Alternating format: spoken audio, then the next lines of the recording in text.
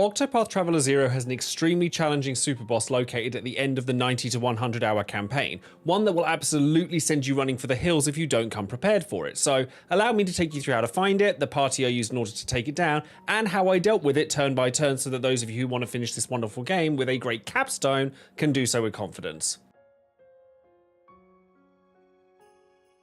For obvious reasons, I'm going to be talking about the absolute end of Octopath Traveler 0, so a big spoiler warning is very much in effect here. I've done my best to avoid spoilers in all of my videos up until now on this game, but you knew what you were getting into when you clicked on this. And if you don't know me, hi, my name is Joesephyr, but you can call me Joe. I play all sorts of games, but I'm most well known for JRPGs and Nintendo titles here, as well as on TikTok and on Twitch. So if you like the sound of that and you want to join me, your subscribe would be greatly appreciated. Right, anyways, enough of that. Let's get into the superboss, Amatsukami no Orochi.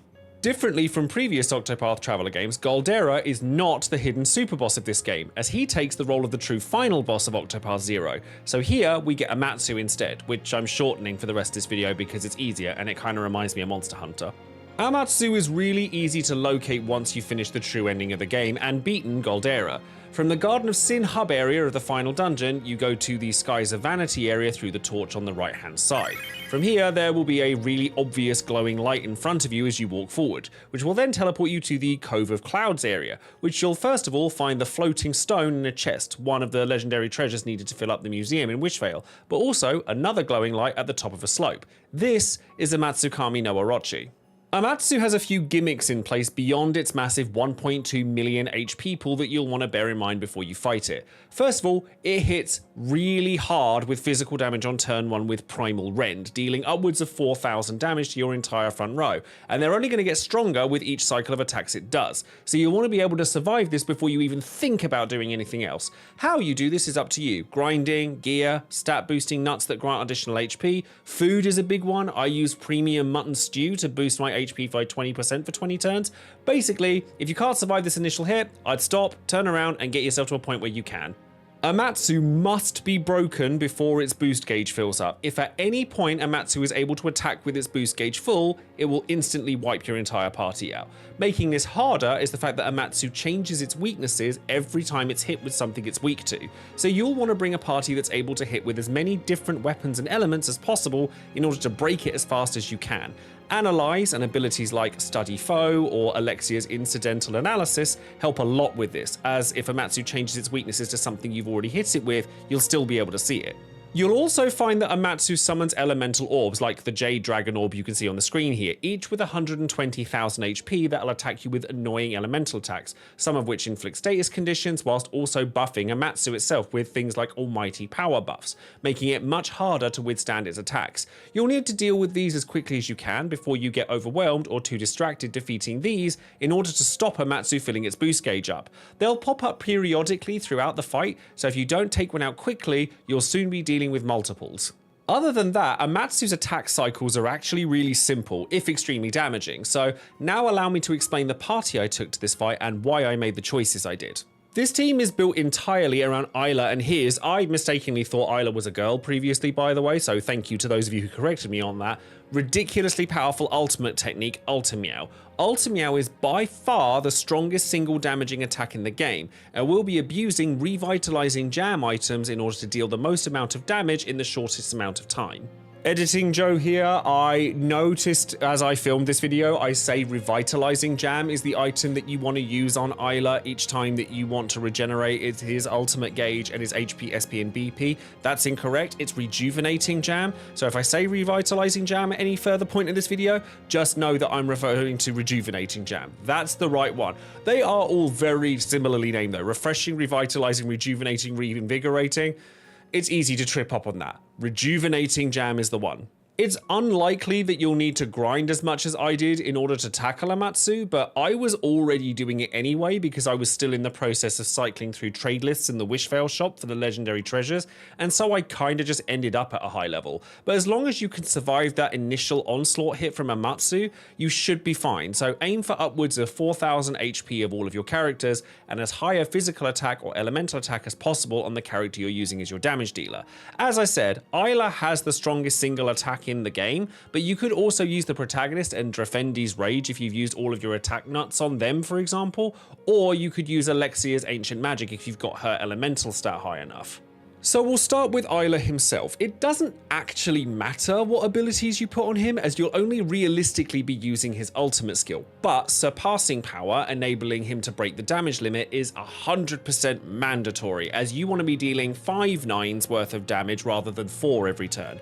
Every time you get an opportunity to use Isla's turn, as long as someone has been able to use a revitalizing jam on him, he should be using Ulti Meow, so his other abilities are kind of irrelevant. You'll need at least 8 or 9 revitalizing jams minimum for this, so if you don't have enough, they can appear in the Wishvale trade lists, and there are tons located around various NPCs and path actions throughout the game. The way Ulti Meow works is that it uses all of Isla's available SP and does more damage depending on how much SP it eats up to do non-elemental damage to all foes. So if you wanted to boost the damage of this further and you're not quite hitting the damage cap, you could also boost Isla's max SP as well as their elemental attack, but you're going to be wanting to spam this as much as possible, and the fact that it does eat up all of your SP is why you're using revitalizing jams on him, because it not only restores his BP and his ultimate gauge, but also restores all of his SP as well. In fact, it restores all of his HP too, so if Isla's the only one that's been attacked, you don't have to worry about healing him, because you can just use the revitalizing jam you would have used anyway on him. Also, before I forget, make sure to turn Isla's sheer force ability off so that he's attacking everyone on the board instead of focusing on just one unit. This helps him take the orbs out as well as damaging Amatsu, and don't worry, he'll still deal more than enough damage to not need this ability if you've got his elemental attack high enough.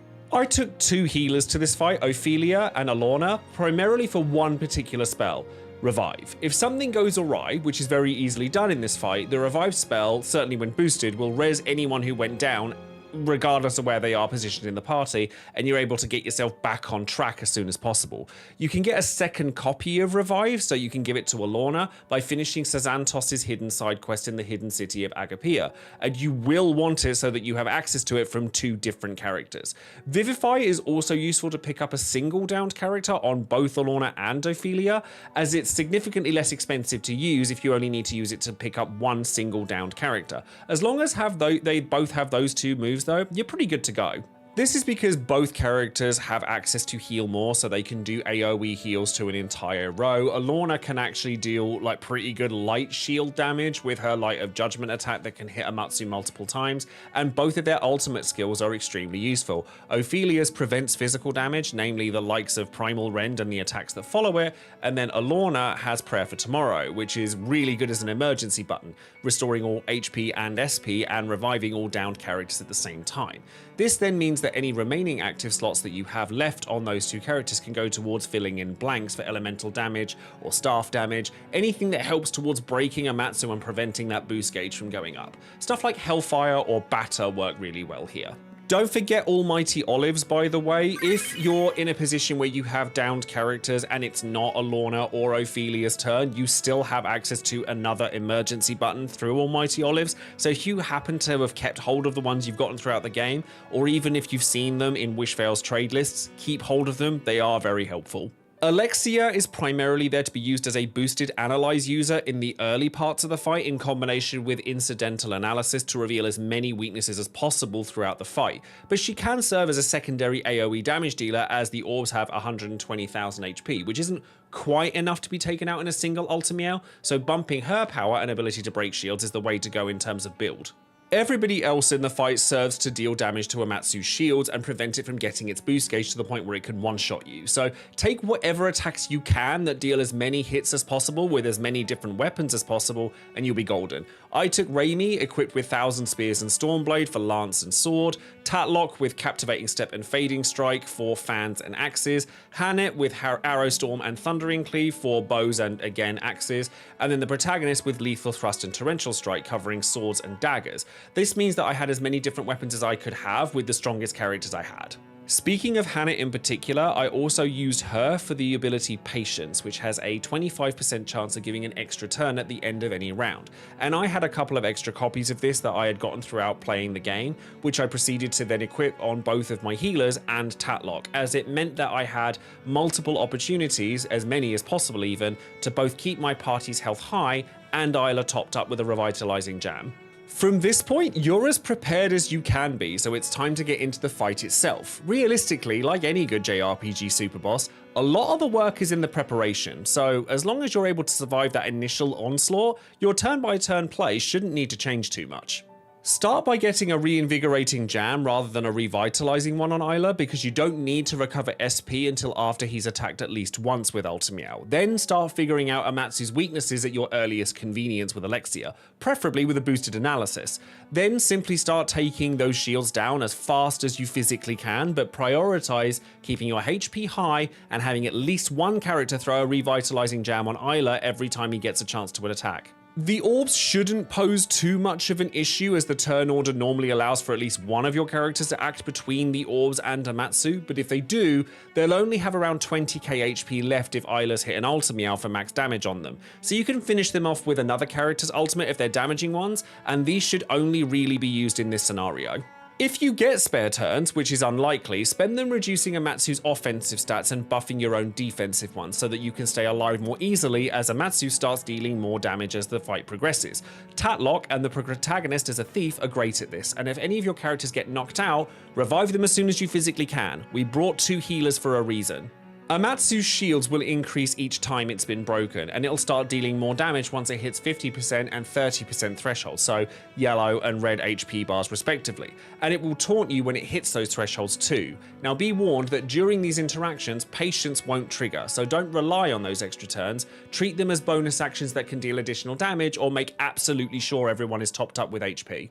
Beyond that, it's just a case of keeping that cycle of throwing a jam at Isla and spamming Ultimeow whilst keeping your HP up at all times. And then after 1.2 million HP's worth of damage, Amatsu will go down and you'll be rewarded with the Heavenly Jewel and the Dragon Slayer achievement.